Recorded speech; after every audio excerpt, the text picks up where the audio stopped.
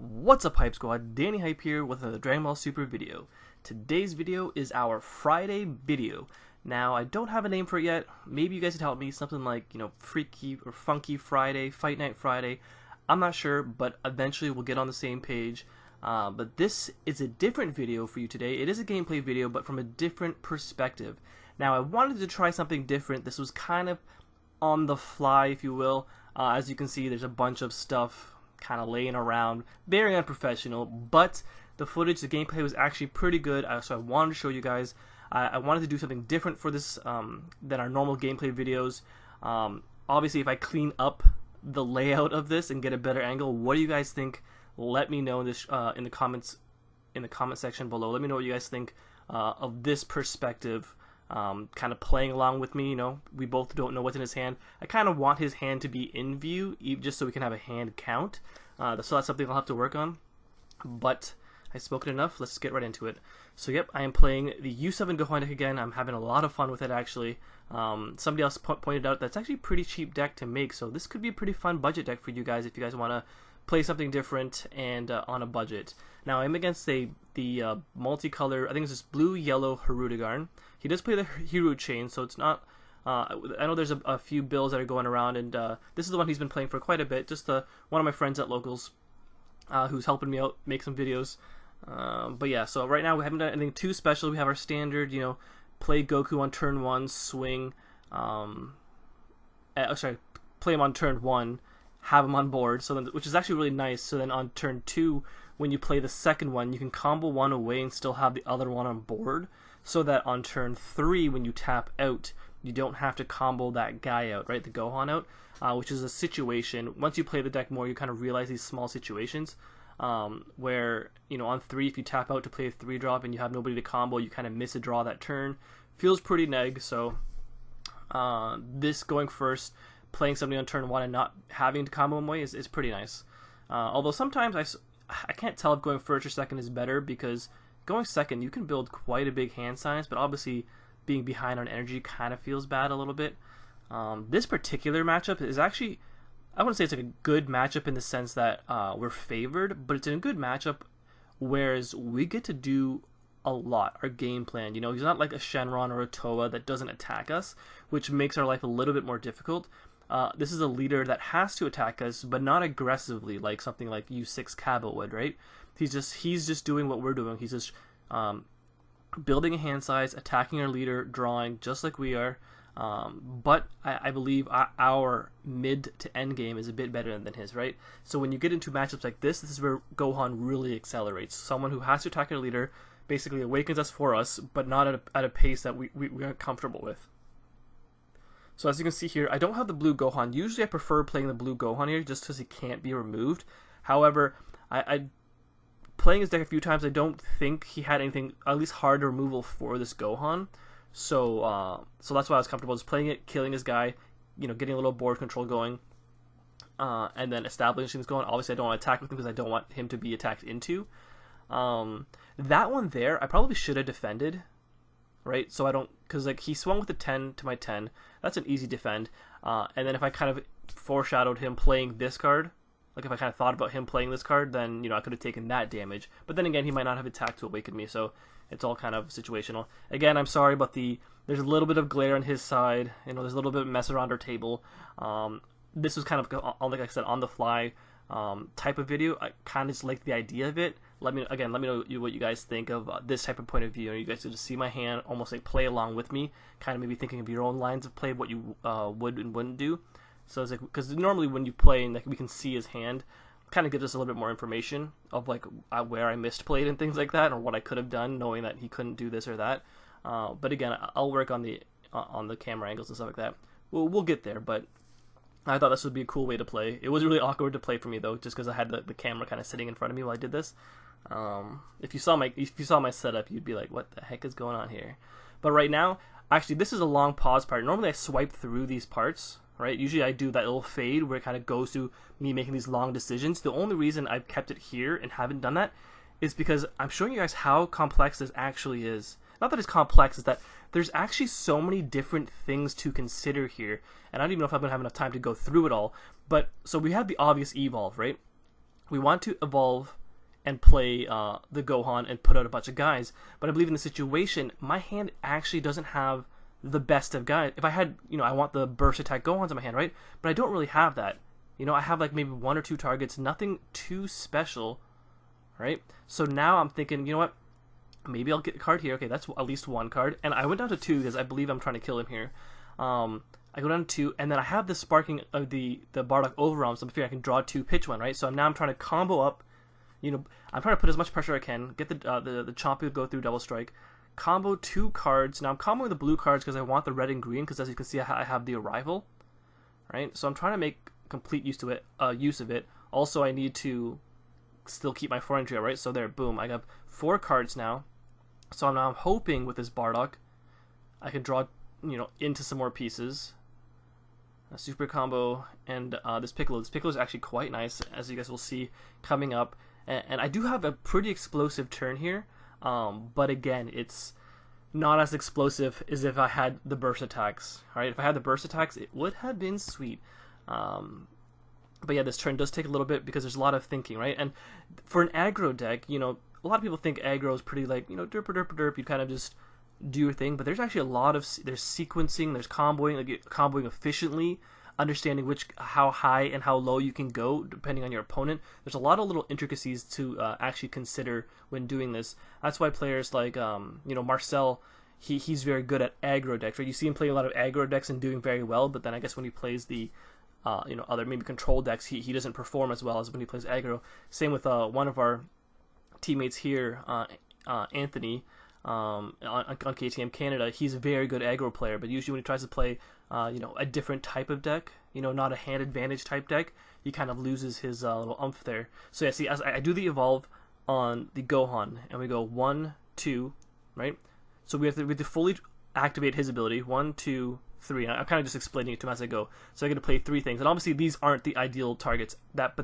And then I use that Piccolo to bring up this guy, as I was talking in my deck profile video, right? And we burst to 3. So I triggered his ability. Then his Champa would activate here, which would rest my guy, and then he would draw a card. So remember, my autos go first, and you have to complete your autos as they come, right? So, or you can choose when 2 autos go off simultaneously. You can choose, but in this case, I'd have to resolve my Gohan completely, then resolve my next guy, and then once my autos are resolved, then his autos can go off. But as you can see, that Piccolo got into my other Piccolo, which is this Piccolo is actually very good. Both, actually, I was kind of on the fence between the 3 and the 4, but after this, realizing that 3-drop, being able to pull out this Piccolo like this, feels pretty nice. So here, and as you see, like, I'm down to 5 cards, right? Imagine I didn't play that super combo and that was a burst attack, or if I didn't play that blue Gohan and that was a burst attack, this turn would be super powerful, right? But this is like the minimum of what's going to happen here. But yeah, so swing with that Piccolo. And of course, I draw that next. And then I get to draw 3, right? I combo 2 to draw 2 off my leader ability, and then I draw 1 off the super combo. Right, now he has to defend a 30k single strike, which he's doing. But again, he's losing a lot of hand while I'm gaining a lot of hand. Right? And I haven't even awakened yet. We still got an explosive turn coming. And again, I'm still, like, I'm struggling with this. I normally don't play aggro decks, if you will. I like to play, like, the Dende decks, like the more control decks, Chain Zeno, the ones where you're trying to, control your opponent, out-resource them, and outthink them. But with these aggro decks, you kind of really I need to understand the sequencing, which I'm not, like, terrible at, but again, it's not my wheelhouse, if you will. But that's why this game is crazy, because so many different decks you can play, and some you're just really good at, and other decks you can probably be pretty bad at. But here we go. Now we're swinging some more. So obviously I want to, as you can see here, so I'm comboing. There's my green, and I get to draw 2, right? See, that guy already did his ability. He already attacked for me, right? Now I get to combo him away to draw 2. Like, what? This seems pretty nuts. MSC, now I go green-red. Now in this part, I make a little misstep, because I probably should have, well, depending if he would have seen this coming, right? So I do this to do my blue to untap those 2, right? So now I have, you want 2 red, a green up, so then you can arrival. I should have arrived the other guy first to bait him into doing this, but then he chompas this, which kind of sucks. So like, damn it. So that's probably that effectively probably killed my kill turn. But I'm still rivaling because I still have those two things out there. So now I rival this guy, just kill one of his Champas. Alright. And man, honestly, I'm still not even for sure how all the timing stuff works. This game's gotten a lot more confusing. There's a lot of windows, timing, counterplay windows. So if you guys spot out anything that I'm doing wrong and I'm missing, please call me out on it and just kind of help me out in the comment section below. You know, like I'm always learning and I'm always asking questions, and that's how we improve, right? You always got to keep asking questions. And if I make a mistake, I know people aren't afraid to call me out on mistakes, but if you see anything, obviously just let me know, and hopefully I can improve my game. But as you can see, look at my board, right? This is my turn 4 play. We've built a good enough hand size with Gohan so that we can spit out these guys. Now, obviously, if we had the burst attack Gohan, this would be infinitely better. But again, and I'm swinging for big numbers, right? We had that first Piccolo swing for 30. We have, see, now he rested this guy. See, this is pretty much killing my kill turn. We have this guy swinging, what, for 35 single. We still have a leader swing. We would have had those 2 swings if he, unfortunately, didn't have, you know, things kind of rest my battle cards. So, effectively, he's pretty good defensive. Here we're going to build a big hand, too. Like, he has a big hand. I know we can't see it, but he had a big hand as well. He probably actually has a bigger hand than me right now because all of my cards are on board, right? And that's actually the scary part when you're playing aggro versus aggro. When one guy pushes his aggro, right, and he can't finish the other guy unless he's forced that other guy to basically dump his hand in defense. They usually beat you on the crackback, right? And because he was at 6 life when I started the aggro, a lot of my attacks didn't really do anything for me, right? Like that Kaba swinging didn't really. I wasted a couple cards. I wasted 2 cards, and he just picked up 2 cards, right? So that's like a miss for me, if you will, right? I lose a little bit of advantage there, and then once they're at 4, that's when you start aggroing them, they lose hand as fast as you, right? And that's why with Toa and things like that, the fact that they can defend at like higher life efficiently, it's pretty nice. And then being able to, like, when people go for their kill turns and they need to combo up for whatever reason, for, like I said, these are rival cards, they lose a lot of hand. So as you can see, I have 3 cards in hand, pretty bad. So now I'm just going for a little bit of board control. So I take down, yeah. So he probably should have defended that. I don't know what his hand size is like right now, but I know it's a big hand. Now we do only have 2 life, which is sucky, but we have 2 blockers. We have a negate. We also have the Piccolo. The Piccolo is actually so good, you guys. It's ridiculous. I didn't realize how powerful it was until I was able to start playing it, especially with the other Piccolo to bring him out, right? Sure, he gets blanked for the turn, but after that, oh, baby. It's pretty nice. Obviously, there's a lot of counterplay cards that can remove him, which is obviously very annoying, but that's like almost a lot of cards, right? But as you can see here, he does the evolve, rips 2 cards out of my hand. Unfortunately, luckily he missed my negate. He swings. I throw that one back down. So luckily I'm able to hold on to my Roshi to hopefully defend this. Now he goes, so he's swinging with Hirudegarn, and he goes to 20, which is like the perfect number. I don't know why he thought of 20, and I'm like, oh, god dang it. Because another great thing about Gohan is, like I said, I'm dumping my hand onto the field, right? So my hand size, unless I have those burst attacks, is usually pretty low, right? Now, the thing about him is that the guys in rest mode that I used to attack with, I can actually combo with them to defend myself. Now, in this particular case, I don't have a lot, right? Whereas, when I evolved with Gohan, if I was able to spew out a bunch of these Gohans or whatever, or even have more U7 on board, I'd be able to combo it out. And obviously in this case, I only have the 1, but this isn't the case for most of them. Most of the time, there's a bunch of other stuff. As you can see there, I used the Piccolo, right, to pop his Bojack, draw a card, then I drew back into my burst attack, so now I get to combo these 2 cards to defend this, right? Because obviously we need to defend. It's kind of safe because he's tapped out, right? He already did his big play. He played his 4-drop Hirudegarn. He has a lot of cards, so he can't like chomp us here unless he plays unyielding. He can't kind of get through, so that's something we have to kind of bank on. He did get rid of one of our blockers, and we have our negate. So I'm hoping, maybe these are just his last 2 attacks. Right? He swings with this. I'm pretty sure I get to negate here. Right? And then he can swing with his Champa, but then we're at 2 life now, so whatever, or we can just block, right? So we're kind of lucky that he only has 2, so I go boom, screw that, negate this attack. Now if I was afraid of like an overwhelm or something, maybe I wouldn't have negated that because he came from my battle card, but I'm pretty sure he doesn't play overwhelm cards, so I wasn't too afraid of him killing me at this point, once I was able to remove his blocker and things like that. Now he swings, so now he's got to decide where he's going to swing with this. He goes for my Kaba. Oh, actually, he doesn't go for my Kaba. I think he was asking me what I can and can't combo, and I was telling him like, I can only combo U-sub and stuff, like at least in rest mode and things like that. But I ended up just blocking this. I figured I don't need that. And then he passes turn. So again, we have our kill turn here, but he does have, I think, at least 6 cards to our 1. We do have a bunch of battle cards, so we're in good shape now. But now we can use this Kaioken Goku, which is pretty sweet. I freaking love this guy. But the arrival. The more I play with this, guys, the arrival aspect with Gohan, it just feels so good, because you get benefit for comboing. So why not do something with that comboing? And in this case, arrival, right?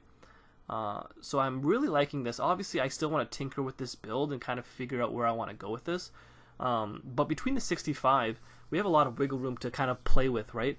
Like, I'm not sure if I would main board yet this 5-drop, or maybe I would, but he's an easy side in, side out, depending the matchup, where, I can, like, against Hirudegarn, I can easily get to this point where I can evolve for 5, or evolve for 4, do that kind of stuff. So I swing with the triple strike, he negates it with his leader. Well, he's not triple strike, he's triple strike if I combo off 2 U7 guys, and I have 1 in my hand and 1 on board there. But I swing with this bad boy, and the fact that this Piccolo is once per turn, activate battle, I can just keep doing it. But then he draws a card. He's even better than the other Piccolo before, right? Which is nuts. See, look, I comboed this Roshi, drew 2, activate battled, pop his guy, draw a card. Like, what? How's that not an infinite? Like, that's crazy hand advantage, isn't it? Like, this is insane. That happens. I get to overwhelm again. Like, what? I love this Bardock too. Jeez Louise. We overwhelm, pitch a card. Because we have all of our energy up. I figured we're gonna need all of it. But in hindsight, I probably should have ditched one of these 10Ks because I ended up drawing into a bunch of 10Ks. I'm pretty sure that's how it works. So I swing again, double strike. He takes a life to do that, but he has his energy up, and still has like 6. I'm pretty sure he has more cards than me. But again, he's at 1 life. We have a bunch of attackers coming still. So we're looking pretty, and me drawing those 2 super combos was actually pretty nuts. So draw, boom. And now I'm kind of contemplating, I'm like, do I just all in here? And the short answer is usually yes, unless you think they have something to kind of stop your dude or kill it. But, if they go into like double sensu beans and stuff like that, it really makes the rest of your attacks really weak. But it is kind of hard, right? Because if he does have something that can randomly blow up my guy, so sometimes it's really scary to just go all in with a battle card like this. Usually your leader is safe from all of those type of explosion, like Shigesh Goku type effects or whatever. Another thing too with this 20k here, I comboed off that 20k, but if you actually think about it, that 20k actually is better left to attack because he only offers me 5k combo, which is just a 5k trade with my opponent, right? Like if I comboed him, he just has to get 5k to combo off.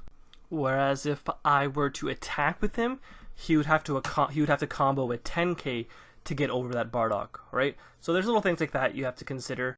I also should have comboed with my blue Gohan there instead of the Gogeta, right? And then I can swing with the Gogeta still just because I can combo with them in rest mode. Things like that. So there's a bunch of stuff I still need to work on when it comes to sequencing with the aggro stuff. But this Gohan deck is super fun. You guys, thanks for watching. Check back in on Sunday for our live stream over on Twitch. We're going to talk about this deck some more, make some tweaks and all that jazz. And let me know what you guys think in the comment section below. Hope you guys enjoyed it, and I'll see you guys next time.